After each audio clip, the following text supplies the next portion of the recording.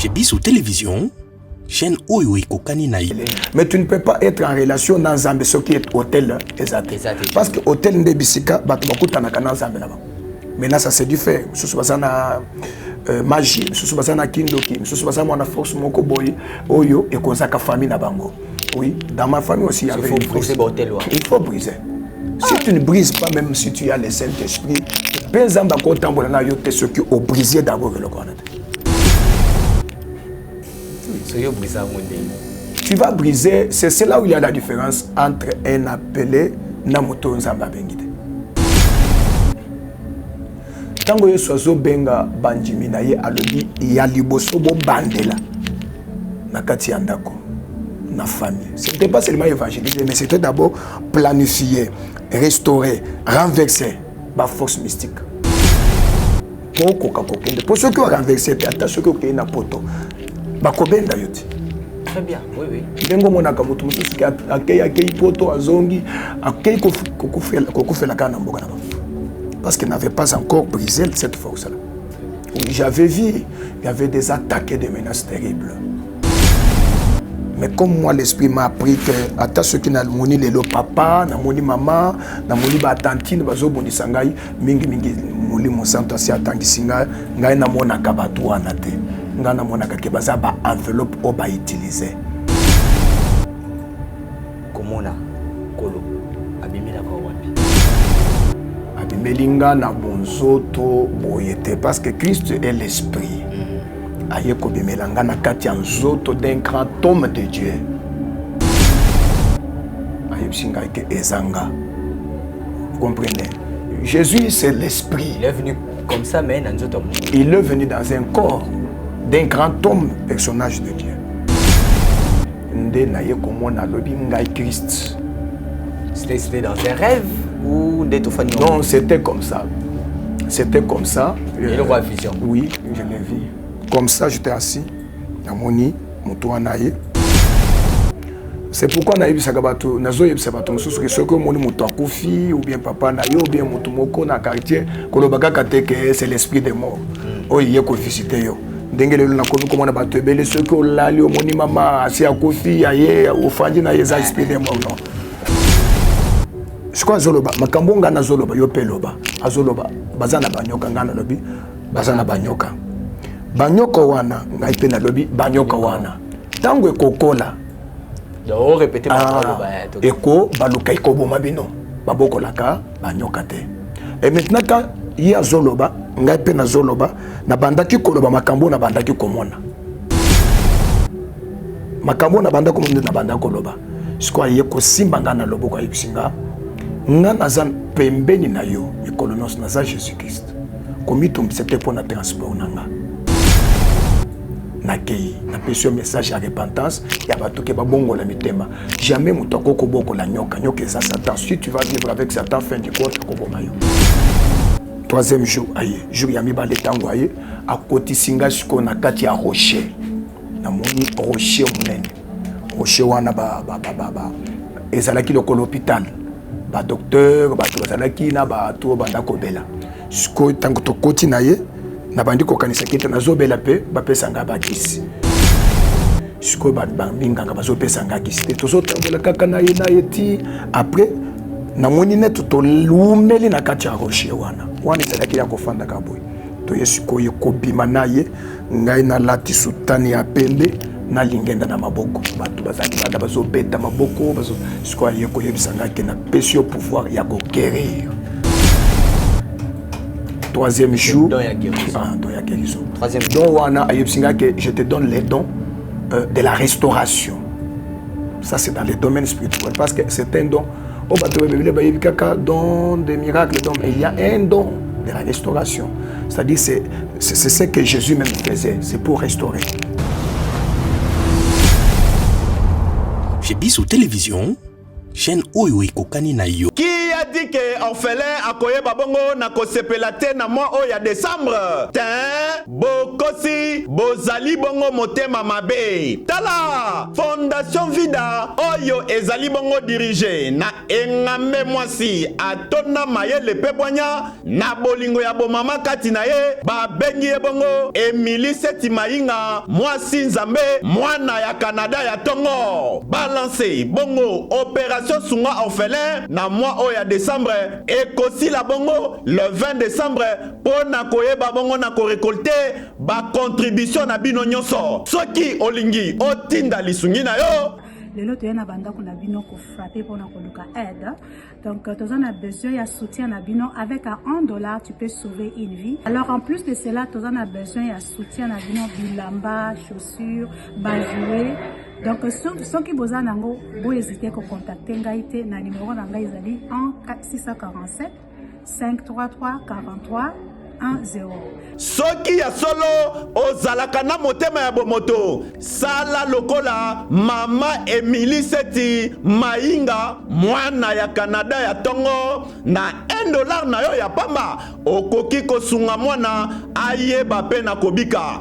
Fondation Vida ya solo olakisi ya solo ete bolingo ya bonzambe ezali kati na bino pe Emily Seti Mainga ozali penda solo moto nzambe ndenge bazali kobenga yo.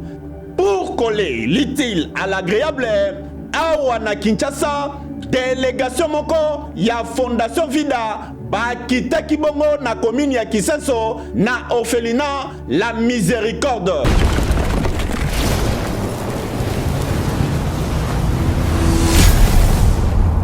Chez Bissou Télévision, chaîne oyo ekokani na yo. Bozali ebele bokota l'émission de partout na pesi bino mbote. Mbote bala nyonso ya chez Biso TV. Oui malamu na mission na bino réponse à nos questions. Yande ko na bino. Na pesi moyini nanga mbote, moyini bonjour, moyini nanga bonsoir. 1 Samuel chapitre 16 verset 1er. L'Éternel dit à Samuel: quand cesseras-tu de pleurer sur Saül? Je l'ai rejeté afin qu'il ne règne plus sur Israël. La reine de Saül s'est arrêtée parce que Dieu l'a rejeté. 1 Samuel chapitre 16 verset 1er. Shalom, peuple de Dieu, bienvenue dans votre émission Réponse à nos questions de votre frère que vous connaissez tous, que vous aimez tant, Brad Bumba, le mathématique de la presse. Un réel plaisir de savoir que vous êtes tellement nombreux de nous suivre partout dans le monde. Vous êtes au Canada, vous êtes aux États-Unis, vous êtes en Chypre, vous êtes en Grèce, vous êtes en France, vous êtes en Europe, en Asie, ici en Afrique, au Ghana, en Ouganda, partout. Merci pour la confiance et la fidélité. Vous ne cessez jamais de nous donner sur notre chaîne, votre chaîne chez Biso Télévision, la chaîne qui vous ressemble, la chaîne Oyekokanabino. C'est pour la première fois que vous nous captez, c'est simple pour s'abonner. Je vais le dire un peu en lingala. Place où Ekomamina rouge, bah commis s'abonner. Bon fin à place wana, tout beau cliquer, hein. Wana ce que c'est l'ordinateur. Alors pour Ozwaka, Ozala montali bosse yamba message ceux qui émission na biso ekoti. Okomona ngonga moko ezaka à côté ya ko s'abonner wana, fina na ngonga wana pour Ozwaka oyo tolobi na lopoto notification ya ba émission na biso nyonso wana. Merci pour Bolimbara Bisoté, merci na ba commentaire, merci na ba suggestion, merci na ba j'aime na bino bozo sala, sans oublier à mes partenaires, je vois maman Emily Mainga Seti, merci comme ça à ma maman Aminata Nonga Labile, merci comme ça au directeur Jacques Tembele et puis Blaise Ochudi. Voilà, aujourd'hui c'est pour la première fois que nous recevons cet homme de Dieu. Il est à Kinshasa, mais il n'a pas vraiment vécu à Kinshasa aussi. Il a vécu un peu partout ici au pays, en République démocratique du Congo précisément. Il a un témoignage. C'est qui cet homme de Dieu? C'est le prophète John Mardo Mutombo. Voilà, c'est ça son nom. John Mardo Mutombo. Il est avec nous, il a un témoignage. On va essayer de parler avec lui. Nino Nzamba Salina Vinaye, Aouti Wapi, Polelo Oyoyo, Abeta du Soleil Kolo. Et puis il m'a dit une chose, Brad, sache que Jésus-Christ est la solution. Donc Jésus-Christ, c'est lui la solution. Il y a eu des problèmes, c'est lui qui est devenu notre solution. Donc, tout ça, Awawa, Namoto Nanzambe, prophète John. Oui. Apprécié Mbote. Mbote, Ndeko. Bonne santé. Non, nous sommes bien par la grâce du Seigneur, nous sommes bien. Amen. Nous sommes bien par la grâce. Mbad Bosoto Yambayo, hein? Oui, c'est la première fois. Vous allez bien à Pona, la question à Bissé moi. Pas de problème, par l'aide du Saint-Esprit, nous allons répondre. Ah, voilà. Aux à Kinshasa, mais à un moment où vous frappez un peu à l'intérieur, il y a Kinshasa. Comment vos pressentiments il y a Capitale, dans mon salaire Bonzambé, dans les réseaux sociaux, quand tu vois d'autres pasteurs, dans il y a beaucoup de bien et beaucoup d'insultes. Oh, Milo Belani. Vraiment, je vous remercie de vouloir accepter aujourd'hui que nous puissions échanger de la part du Seigneur. Je sais bien que tout ça awa na musala nzambe. Amen. Nous amène des apécibiso mandat de la sorte que tout évangéliser selon Mokanda Nengezoloba à l'effet de toutes les nations mes disciples. Amen. Ce que je peux dire que la parole de Dieu reste le même. Très bien. Mais mutuna mutunyo sozana lolenge azu ayambeli lilobawana. La parole de Dieu ne peut jamais changer compte tenu ya bisika place zalawapi. Mais le problème est ça, il y a façon mutu azoué li parole ensemble. Façon mutu oyo ba bengelier par Christ. Oui. Je ne suis pas vraiment habitué à juger parce que même la parole nous interdit de ne plus juger. Il n'y a que Christ qui va juger. Ce que moi je peux dire que Mutuna Mutazana Ndenge Ayambeli, parole, ce qui peut faire que tout ce que nous sommes en train de vivre aujourd'hui, c'est la prophétie. Parce qu'il est écrit dans le dernier jour, la parole de l'Éternel sera interprétée, beaucoup vont se réjouir na makambo ezo sepelisa bango.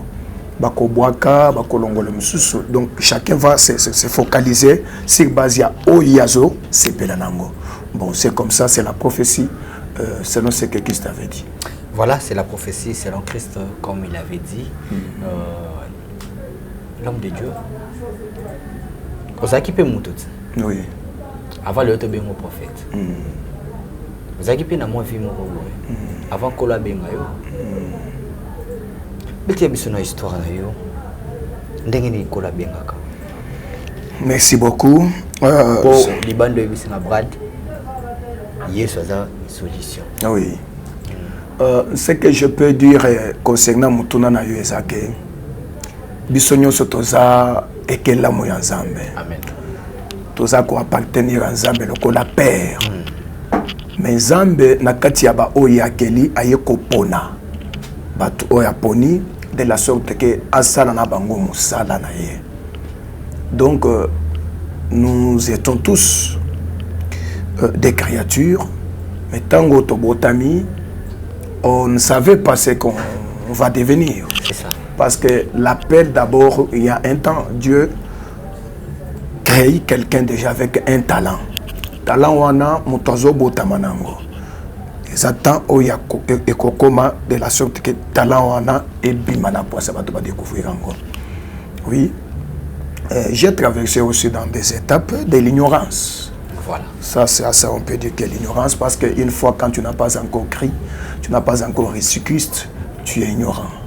Malgré tout ce que tu peux voir, tu peux avoir, tu es ignorant. J'ai traversé ces moments-là, j'ai appris la médecine, je le fais. Donc, ça les études. Oui, je fais les études. Ça les médecine. Oui, mais j'avais beaucoup de problèmes. Oui, je n'arrivais pas à terminer avec facilité. C'est un bougement, Kassai oriental. Ah oui, oui. J'avais des problèmes au niveau des yeux.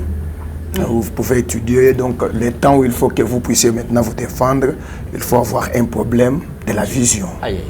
Vous ne voyez pas très bien, ça fait... Non, quand même pas... Oui. Vous pouvez regarder devant le tableau, tu ne vois plus. Mais sauf que j'étais vraiment intelligent. J'étais intelligent. Et quand je suis allé, comme on est en train de parler, je vous dirais, Dieu a voulu que je puisse aller et s'arrêter quelque part. Tout ça, c'était le signe de l'appel. Oui. Ça a commencé quand je partais à l'école. J'arrive, le temps des études, je me sentais très mal, je sentais des bruits, je sentais d'autres mouvements qui étaient anormaux. Oh, oui, voilà ce qu'on a à l'école. Oui. Depuis l'école secondaire, humanitaire, donc, on a à l'université. Oui, dans l'école primaire, ça a commencé à me faire à partir de 5e primaire jusqu'à 6e. Ça ne se faisait pas tout le temps, mais c'est seulement le juste temps où dans il des faut. Classes terminales. Oui, ça vous arrive comme ça. Dans la classe à Soukandé. Oui, non, il y avait, même dans d'autres classes là, mais il y avait des mouvements anormaux dont aujourd'hui j'ai compris que ce n'était pas des mouvements anormaux, c'était des mouvements normaux, normal, qui est l'origine de l'appel. Oui. Mais ces temps-là, c'était comme si c'était des maladies ou bien on taxait que non, et cause à la peut-être million moussous. Mais c'était les signes de l'appel. Ah bah, on peut pas taxer quand on million mabé. Ah oui, million mabé. Tu peux marcher comme ça parmi tes amis, tu ne vois plus. Ça peut te faire des heures, 3 heures ou bien 5 jours, tu ne vois plus. Oh, combien avec? Oui, tu ne vois plus. Aux hommes, on a pénaté. Je ne vois plus. C'est bon, on a la ligne là, vous français. Nazo monate. Nazo monate. Oui, nazo monate. Ah, ce qu'on a dit que nos années n'y tombent pas parents. Bon, bah parents, bah banda kotambola nga makasi. Ko consulter basali en Zambé, bah tebele ko kende na ba hôpital. Mais moi peine là quoi nganga. Non plus. Ah, famille, parce que ma famille, basala qui famille chrétienne. Ah ok. Oui. Oui, bah banda ki kotambola kananga, surtout mingi pa ya basali en Zambé. Oui. Bah koko bondela. Oui, bazo bondela kaka balobino. Nous voyons quelque chose. Nous voyons un esprit. Il y avait même des fois où on disait nous voyons un esprit, mais nous n'arrivons pas à comprendre que Ezamolimo Nini. Ça peut faire 5 jours. Et l'ongwe n'a commis comme on a bien. Kaboui. Est-ce que tant qu'on commis la classe à Souka, la médecine? Tant qu'on a commis ce qu'on a classe à Souka, ou on a un problème ni to sali concentration n'inga batnu sur Salaka. Bon, en arrivant, c'était au niveau de l'internat chez nous à Bibanga. Kassai Oriental, il y avait un institut là, médecine, Bibanga, dans l'époque là. Donc, je suis arrivé, pour terminer, j'ai commencé à pressentir une forte chaleur, une forte douleur, Et ces chaleurs-là, quand ça commence maintenant à se manifester, et c'est que et souvent, si ça se fait comme ça, il faut que na recourir prière. Mais comme ce temps-là, je ne savais pas que Eza ni Nezo Salema. Il y a une étape où il Salema dans la vie à Motu, où Koki Kozala na Kati ya Makamoko, mais on comprendre que Nezo. Et avec l'aide de l'Éternel, nous avons terminé, mais dans des problèmes sérieux, je peux être Nakati Abatu, Nakati à classe, Sozo ceinture, Motema Nayo Net Motobayebisieli, Kambomoko Yamabe, Penza, Bandikobeta Makasi, oui. Ça s'est fait comme ça. Mais j'ai parvenu seulement à terminer les études. Voilà, vous avez parvenu quand même, il y a aussi sa classe. Alors, tu as aussi ses classes, mais ça continue toujours. Ces signes-là, j'ai compris que Bassignoana est un bilembo prophétique. On a comprendre après. Oui, quand Dieu maintenant m'a apparu, Dieu vous a apparu. Oui. Ok, bon, alors, tango Tokoloba aussi ses classes. Oui. Nini et puis ça quand vous où ça s'était arrivé comment pour commencer? Oui, comme apparaître. Moi, ma famille était une famille chrétienne. Et surtout ma mère priait beaucoup. Nous avons tangisa biso makambo nzambe. Et to banda kolala na eti na l'église. Bon, je me suis habitué d'aller à l'église. Nga d'abord naza moto ya botami na famille à 4 personnes, ba intervalle à 7 ans, 5 ans, oui. Oh, il y a bon. Oui. Je suis né entre moi et mon grand frère, il y a l'intervalle de 5 ans. Je suis né sous l'offrande. Donc, quand on a mis mon grand frère au monde, et il y a la moitié de un jour, il y a visité maman, donc grand frère, déjà, maman, ti sikoyo, na Ali akomi kotambola, c'est le nom de mon grand frère. Donc quand mingi tazo kende classe nini ma ayebisi bango keno totali lika kanzambe. Siko te eumeli bakoti na ndako babondeli basambeli mama zui offrande apesi bango. Siko bango balobi ke yeba ke mwana mobala kobota na ndako. Après quelques jours, maman a concevoir nga, botanga. Après 5 ans, mon grand frère avait déjà 5 ans, botanga. Donc, tango Tabotinga, j'étais d'abord les fruits de l'offrande. C'est là où l'histoire a commencé. Ok. J'ai commencé à évoluer. Oui. Et Dieu m'a apparu avant que Dieu puisse apparaître. Je ne jouais pas. C'est l'un des caractères onatika nangotisiko. Si je ne suis pas dans ma salon, je suis au travail, ou bien à la colline, ou bien à l'église. Parce que ça a commencé que Nazaraki na kombo mususu banda ko benganga na munoko na mboka na ngakete kabungama, c'est-à-dire na banda ko kabungama. Na banda ko tambola te, c'est-à-dire kabungama za mutu oyo azalaka na isengo te. Ndenge balobaka kabungama, c'est-à-dire za mwana oyo azalaka na isengo te. C'est-à-dire na banda ki ko fanda na batu te, na banda ki ko beta ba ndembo te, ata soki ba na tabale yo beta te na beti. Tina ndenge na zabui nan na kota stade te na yeba te ndenge ni babetaka. Parce sport ata sport mo sala te na sala te. Si bisika makele leza ngana na banda ko sepe na place wana te. Il me fait con. J'étais trop solitaire. Oui, je voulais juste être toi seul. Oui, on disait que j'étais malade. Donc ma vie ezalaki vie moko compliquée, gênante o banda ko gêner na baboti. Nakoko uta classe nakoti na chambre na lali bako bengaza wapi bakoti na chambre kotinga les soirs nazo kenda kwa moko na fandi. Donc je sentais toujours des mouvements anormaux, ma chaleur, ma palpitation, ma kelele matoi comme ça. Et il y avait des rêves que je voyais et tant que nazo la mukatongo na yebisi moboti bakomi kolela. Oui, j'avais vu moi nga na kati ya espace na kamwa ndaku wana esimbami na eloko te eza na place oyo batongeli yango te mais na espace namoni bato mibale bato wana bagana bamandefu basuki ebele bitenyo oyo banda komonana te moko na loboko na ngai ya droite mosusu loboko na ngai mwasi bamemi nga batienga place wana balobi ke awa nde place na yo oyo kozala. Ce qu'on a tali na se na moni bato ebele bazolela ebele bazosepela. Misusu bazosepela misusu bazolela. Surtout ki na yebisi mama ondo toni nazo mimona yo likolo ba la mission na kamwanda ko esimbami na eloko te plus moni bato bazana ba paki mosusu te zanini. On commençait à s'agiter. Un jour, je me voyais Bandoto nendo y appelé souvent. Bandoto ne bandako ya makasi. Et je ne dormais même pas. Soyez bon. Oui, je ne dormais pas. Et tango nazo yebisa basolo bano wana eza bandoto nini ezanini. Ok, plus ba mouvement wana bandako continuer, je peux faire que nazala zela na keyu wenze batindinga lokola batindaka bana nyonso na koko yoka kama kelele bando ba cri ba tonnerre wana esengeli na kima. Soki na sumbi eloko te na zongi na ndako na représente na yebisi ba botikete na sumbi osungite ndenini na yeki madame te.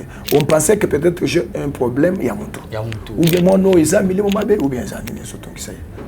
On peut comprendre tu toye kokoma na 10e mois na kati ya église na kati ya église. Donc to banda ko yembela nzambe. C'est ce que je peux profiter pour dire que Nathan ya koyemba na église bato ebele banda koyemba na Nzambe. Eza tamoko lole ninganaka. Oui, c'est un moment où tu ne peux pas parce que tout ça na eloko moko to kokopesa Nzambe te. Amen. Eloko moko te. Amen. Eloko to kokopesa Nzambe za kaka kokomisa ye. J'avais l'habitude de chanter sérieusement, j'avais l'habitude de louer C'était un dimanche, j'ai loué, nayoki kaka bakweli singa na se. Eza moi événement moko na lingaka que ce qui moto akoki kotika na dimension wana natika na tami kolonyoso. Comment ça? Parce que c'était moi événement moko ya malamu penza. Tu oublies tout, tu es rempli de joie. Joie wana ozana mbongo to ezana le côté mais esengo moko ya kosa. Esengo moko jamais net moto otondi oza tout ozana problème te ozoyoka bien. Donc ba meminga likolo wakinga na se na telema boy ba meminga 3 fois.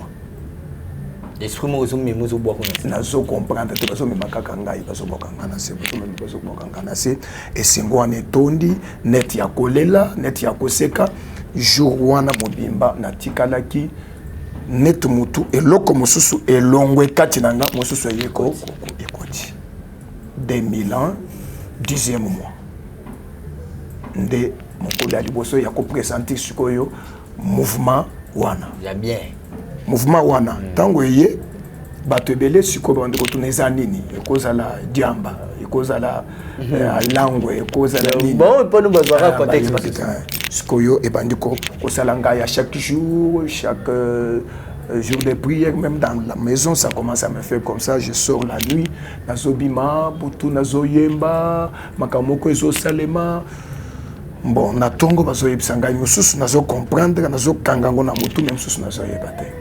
Attends, nous autres, on est Kobima sans que tu le saches. Oui, je sors comme ça. Je sors comme ça, mais je sais. Quand le Saint-Esprit commence à agir, ça c'est après Koye Kola. Donc, Moli Monsanto et Longola Kamaye l'union sur Moutouté. Ce que Moli Moutazo, ça n'a Moli Monsanto après, c'est que Nini, non, ça c'est du magie. Le Saint-Esprit vient, il va partager l'esprit humain et l'esprit de Dieu. Pour que Ebanda Koye Bisayo Likambo, oui, ça se faisait comme ça, mais c'est une force où jamais Yoko qui résister. Ebanda Kobimsanga Libanda Nabutu, Koloba, de 2h jusqu'à 6h du matin, qu'on prophétisait Makambo Ebele à famille Nanga Yabako, Titi, et ce moment-là, Batubaye Kolobate Yasolmo Yazana, Esprit Mokoboy. Et Amabe. Ce qu'on zamba ye kosala pour que famille mobalo bake ezaki cité ezaki kindokité moi na lingazo libomate famille na biso papa leki mosus akofela ki bana nef abanda ko bate ko bomba banate ce qui a boti bala moko singel moi na kufa 9e enfant 10e enfant c'était la nuit manifestation ya Saint-Esprit yeko simbanga je suis sorti la nuit. Et j'ai commencé à parler devant mes parents. Papa moko boy mwana wana azalelo asi abali. Zambatali singali wa waneza boy zaboy. Na tongo babengi papa legaye. Na lobi makambo nyonso wana toni. Mais moi no yo auti to uti ko bote kala mingi te. Na yebi makambo ya kala ndenge nini. Ba yena mwana. Donc ezaki lo moko ya kala leka.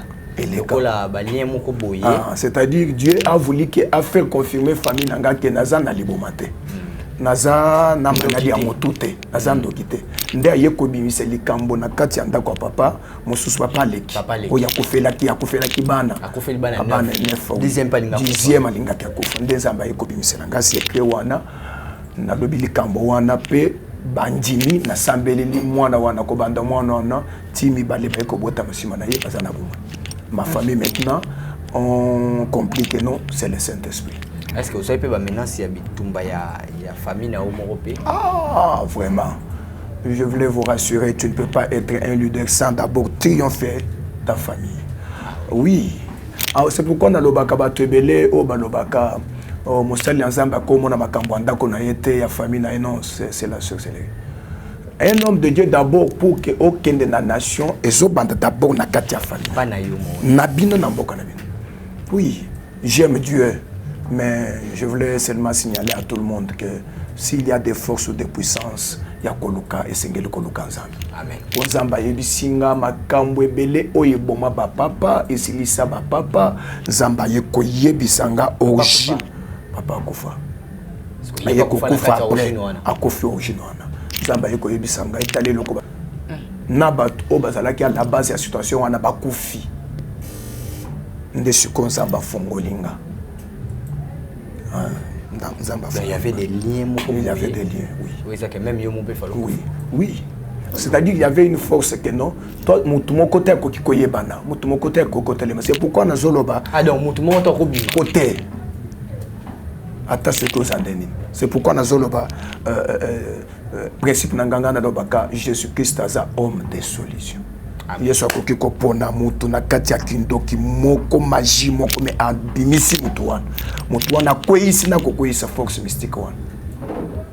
Est-ce que et comme il a compris que la famille au lali osomona pe que noko tata mwasi nani boye pena ba ye yo mambozo sala donc ba comprendre pena que yo ne siko nzamba lati si bonzambe pona ko sunga famille ngo tsoloba il y aura jamais de triomphe ce qui est bandi na kati na au soko ba menace mo c'est-à-dire que comprendre pena que tata mwasi noko oyo mutu bo. Oui, je voulais dire ceci. Bikolo nyonso mutoko sa mutu te. Il y a makasi molimo mabe chaque famille chaque école tout partout il y a toujours une hôtel. Oui oui. Parce que na liboto wana bazalaka na nzambe. Oh bango babondelaka parce qu'il y a il y a plusieurs dieux baza ebele. Mais tu ne peux pas être en relation dans nzambe ce qui est hôtel exact.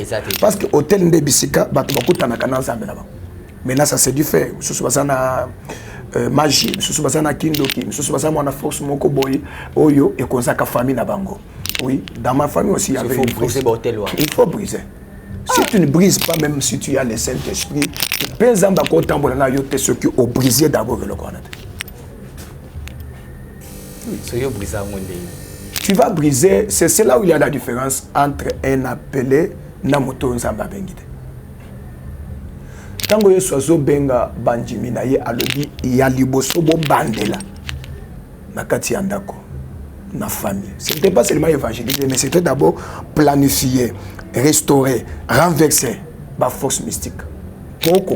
Pour ceux qui ont renversé, ceux qui ont été na poto, bakobenda yoti. Très bien, oui oui. Dengo mona kamutu mususu ki akei poto azongi akei kokufe la kana mboka na ba. Parce qu'il n'avait pas encore brisé cette force là. Oui, j'avais vu, il y avait des attaques et des menaces terribles. Mais comme moi, l'esprit m'a appris que, à ceux qui n'ont moni le papa, n'a moni maman, n'a moni ba tantine, bazo bondi sangai, mingi moli mon santo asi atangi singa, ngai na mona kabatu anate, ngai na mona kake baza ba enveloppe o ba utiliser. Très bien. Bon alors, est-ce que après Koufa ya papa, papa tikala ko bimela yo dans société biso que moni mutasali ngaboué. Merci mon oncle. Tout ça, c'est ce que Naza Place a bien appris. On regrette papa. Donc avant sa mort, Dieu m'avait déjà révélé. Kaokoufa. Oui. Dieu m'avait déjà révélé. Je suis venu dire vraiment que Tokoki koluka biloko.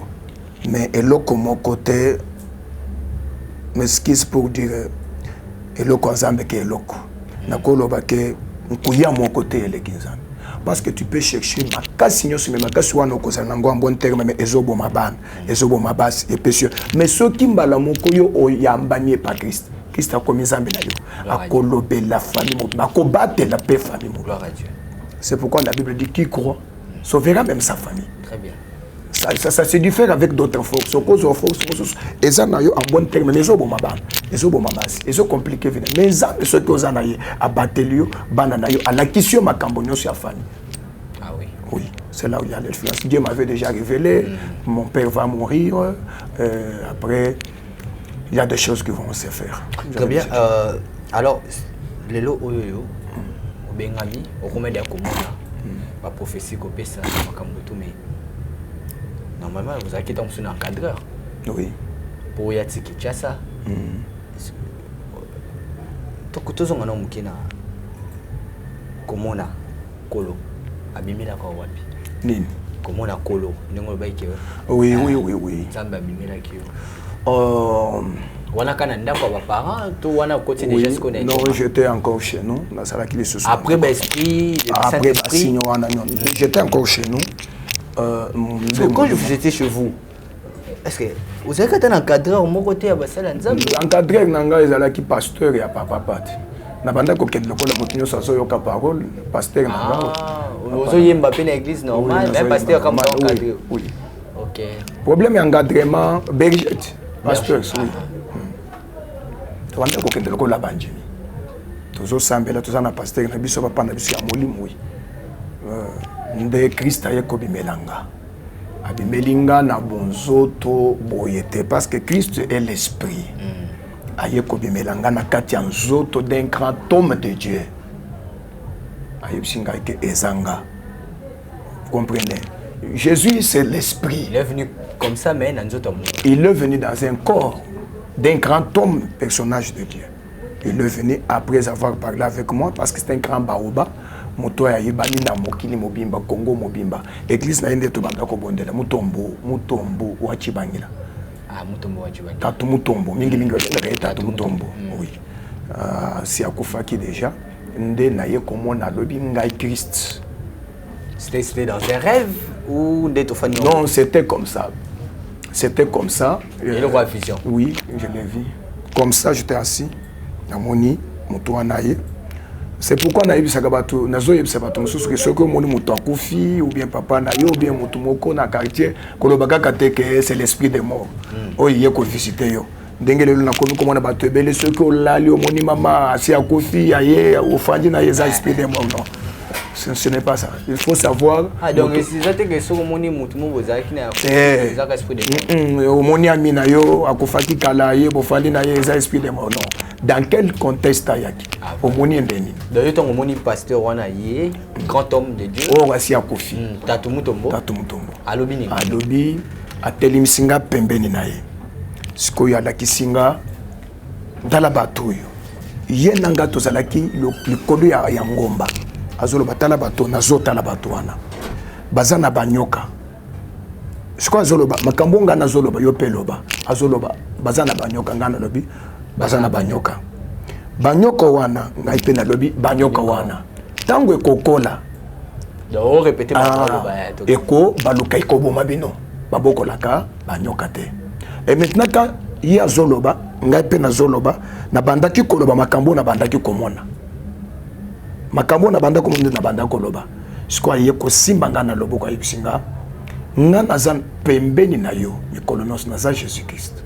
Comme c'était pour notre transport nanga nakei na pesio message à repentance ya bato ke babongo la mitema jamais mutako koboko la nyoka ça Satan si tu vas vivre avec Satan fin du compte koboma yo akei jour ya mibale aye donc 3 jours lelo na moni lobi mususu aye 3e jour aye jour ya mibale tango aye akoti singa siko na kati ya rocher na moni rocher munene rocher wana ba ezalaki lokolo hôpital ba docteur ba tozalaki na ba to banda kobela siko tango to koti na ye na bandi ko kanisa kite na zobela pe ba pesa nga ba kisi siko ba minganga bazo pesa nga kisi te tozo tambola kaka na ye ti après na moni net to lumeli na kati ya rocher wana ezalaki ya kofanda ka boy to ye siko ye kobima na ye ngai na lati sutani ya pembe na lingenda na maboko bato bazaki banda bazo beta maboko bazo siko yeko yebisanga ke na pesio pouvoir ya ko guérir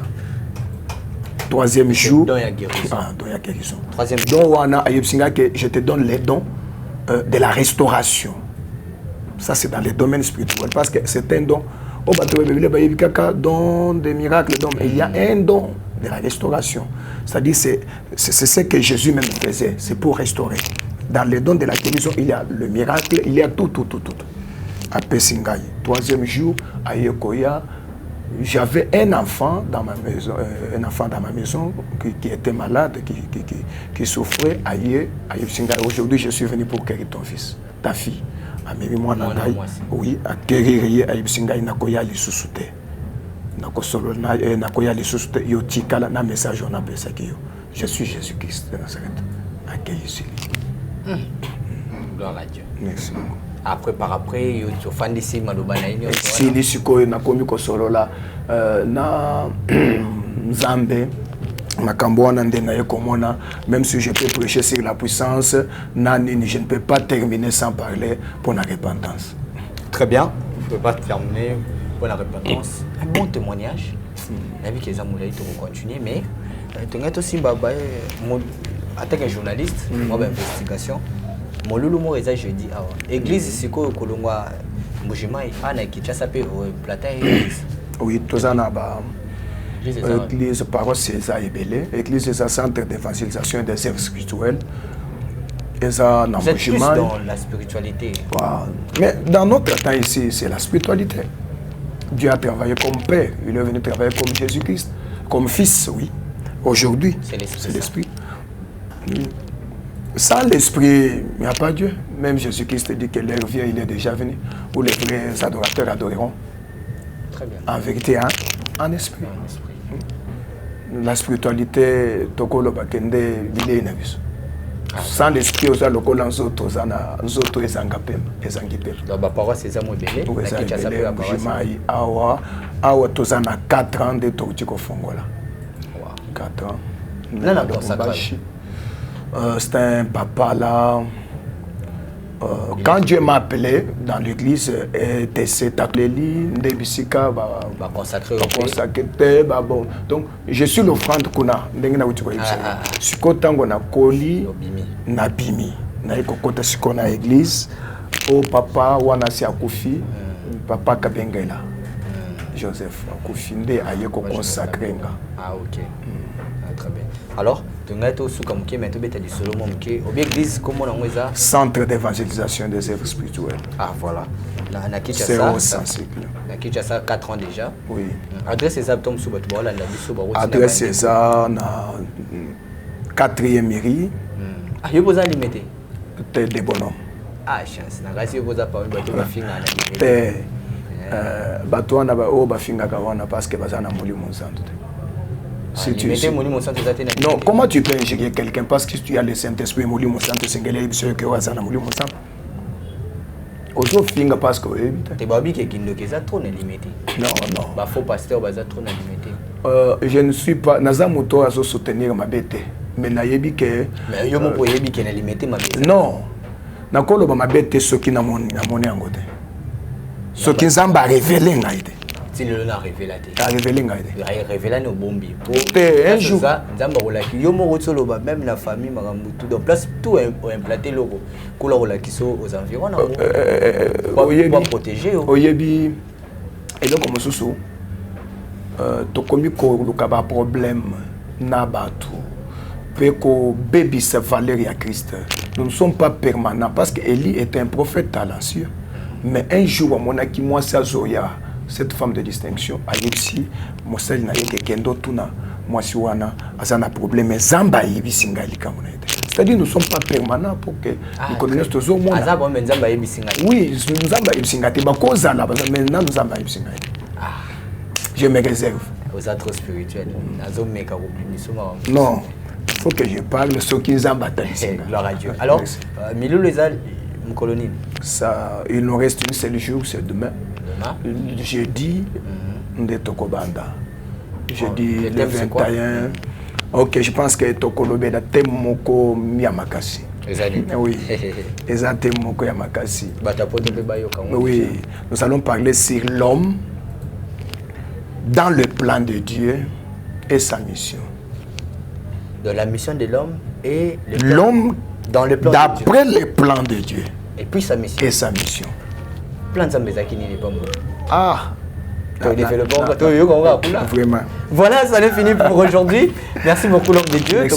Merci vraiment. Un très bon témoignage, une belle émission. Alors, il y a des gens qui peuvent vous contacter, ils ont des problèmes, pour ça, prière ou assistance. Numéro de téléphone, les alliés, ou encore contacter. Oui, tous on a numéro Nabiso. Oui, oui. Mais sauf naba mercredi, vendredi, dimanche, nous avons un téléphone. Donc lundi, mardi, wana ngamoko. Mais ce que benga mercredi, vendredi, dimanche, wana ba protocole nanga. Ah voilà. Et ça quel numéro quand même? Plus 243 81 717 0045. Bandela plus 243. Plus 243 81 717 0045. So ba bengi ba ozoyo. Sauf mercredi, vendredi. Oui. Ba jour on a ba kozoka ba protocole mais ba kosingalenga oui. Voilà, merci beaucoup de répondre à notre invitation. Merci beaucoup. Ça n'est fini pour aujourd'hui. Merci comme ça à toute l'équipe de chez Bisso Télévision pour ce bon travail. Aujourd'hui, on avait reçu un prophète qui a vécu ici à Kinshasa et puis aux provinces. Et il a parlé plus de la spiritualité, comment Dieu, il a expliqué, il a dit comment Jésus était la solution. Il a donné la solution à sa famille, il a donné la solution à l'entourage. Aujourd'hui, il donne la solution à bateau oyo nyoso baza bandimi et puis oyo alingi abika. Pembeni ya kolo sumasia na sima ya mosali na ye l'homme de Dieu John Mardo Mutombo. John Mardo Mutombo, voilà.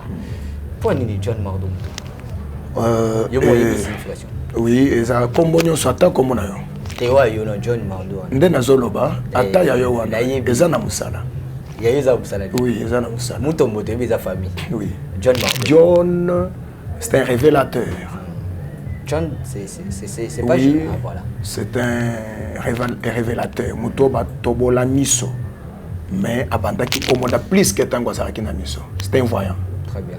Et c'est lui qui avait Mardo. Mardo, c'est Mardoché.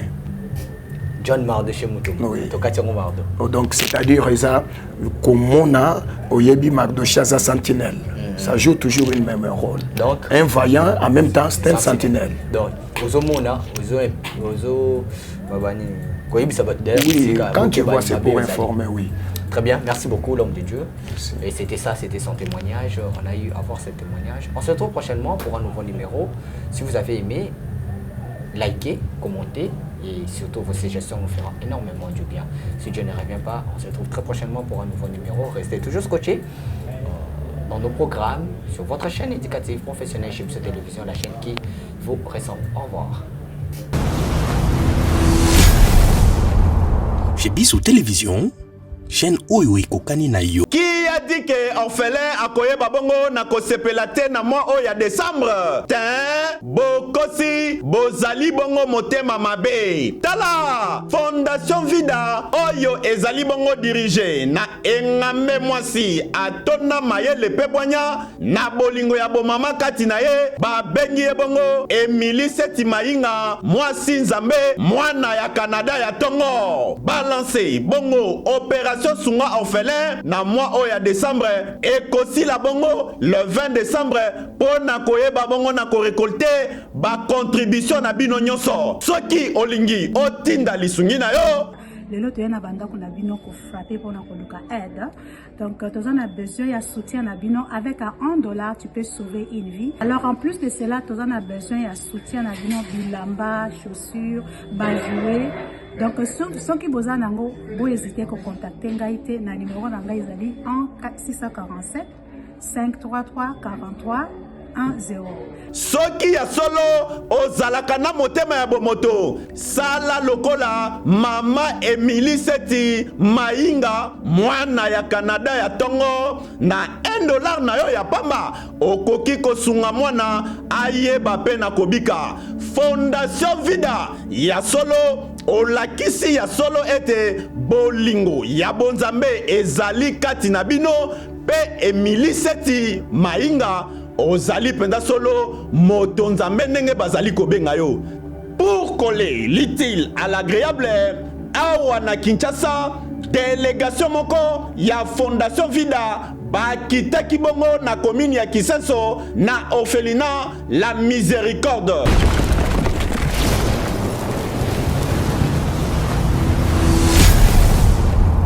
Chez Bisso Télévision, chaîne oyo ekokani na yo. Bozali ebele bokotala émission de partout na pesi bino mbote. Mbote bala nyonso ya chez Bisso TV. Oui, malamu na mission na bino réponse à nos questions. Yande ko na bino. Napesi moyini nanga mbote, moyini bonjour, moyini nanga bonsoir.